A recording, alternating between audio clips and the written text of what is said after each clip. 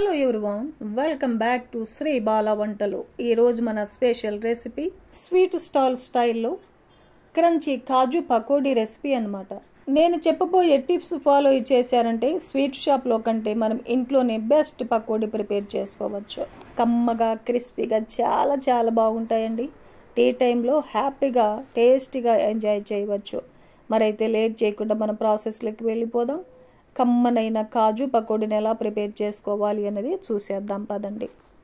ముందుగా 1 కప్పు జీడిపప్పు బద్దలను వేసేసుకొని మునిగేంత వరకు వాటర్ వేసి అరగంట పాటు నానబెట్టుకోవాలి. ఈ జీడిపప్పు ఒక 100 గ్రాములు ఉంటుందన్నమాట. ఇలా నానబెట్టి పకోడీ చేయడం వల్ల వేయించేటప్పుడు జీడిపప్పు మాడిపోకుండా ఉంటుందన్నమాట. జీడిపప్పు పకోడీకి జీడిపప్పు బద్దల్ని మాత్రమే తీసుకోవాలి.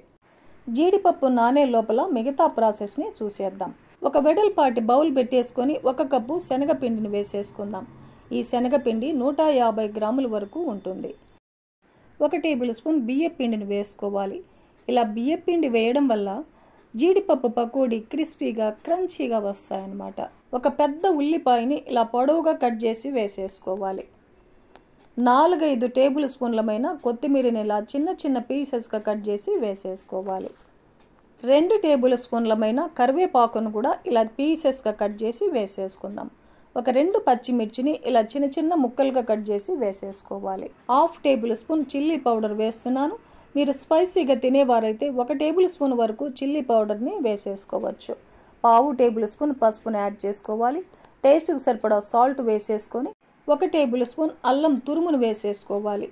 అరగంట పాటు వాటర్లో నానబెట్టుకున్న జీడిపప్పుని వాటర్ తీసేసి వేసేసుకొని కలిపేసుకుందాం. ఫస్ట్ వాటర్ వేయకుండా కలిపేసుకోవాలి. ఇలా మొత్తం అంతా కలిపేసుకున్న తర్వాత కొద్దిగా వాటర్ వేసేసుకుంటూ కలిపేసుకోవాలి. ఈ పిండి జారుగా కాకుండా కొంచెం గట్టిగానే కలుపుకోవాలి.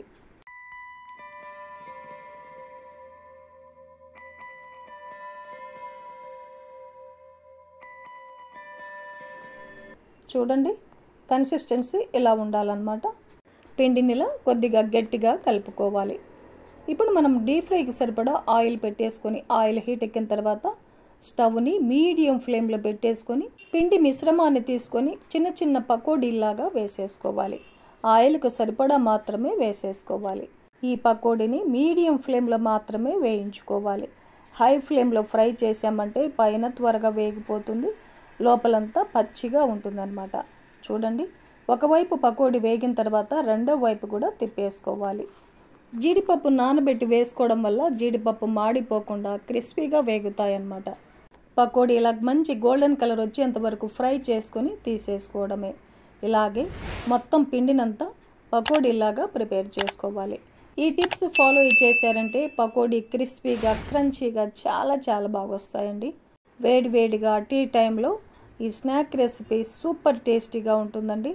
మరెందుకంటే ఆలస్యం, ఈ ప్రాసెస్లో జీడిపప్పు ఉల్లి పకోడీని మీరు కూడా ప్రిపేర్ చేసి ఫ్యామిలీతో టేస్ట్ చేయండి. ఈ వీడియో మీకు నచ్చితే లైక్ చేయండి, షేర్ చేయండి, సబ్స్క్రైబ్ చేయండి. థ్యాంక్ యూ అండి. Thanks for watching.